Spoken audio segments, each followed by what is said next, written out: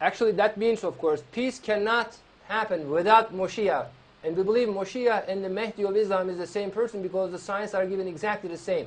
So we should pray more for Moshiach, and we should establish the grounds. This is exactly what we are doing right now, actually. Good people with wisdom coming together is very important. We cannot sit back and watch what is happening, but we should also remember that peace can only happen with the Moshiach, and his time is very close by, his appearance. Yes.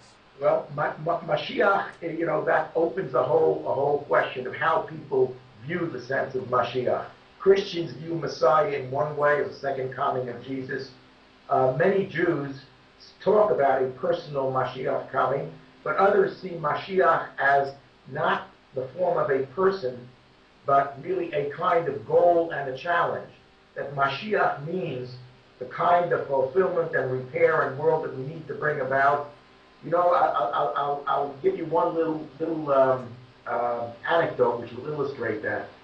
At Passover, at the Seder, which is our big Passover meal, it's customary to fill a wine cup for the prophet Elijah. And that's because Elijah is considered the announcer, the herald of the Mashiach. Now, at our table, we don't fill the wine cup for Elijah from the bottle in the center of the table. What we do is we take the Elijah's cup and we pass it around the table. And everybody pours from his or her own cup into the Elijah's cup. Yeah.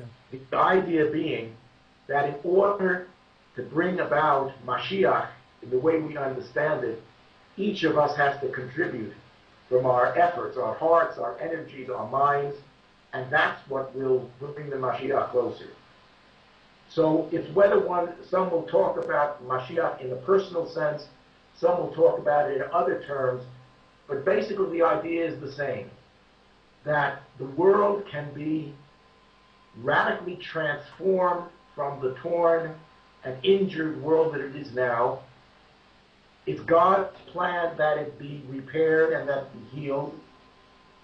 In one way or another, we talk about as Mashiach, whether it's personal or in some other way, but it's not going to happen unless all of us together work to bring it about.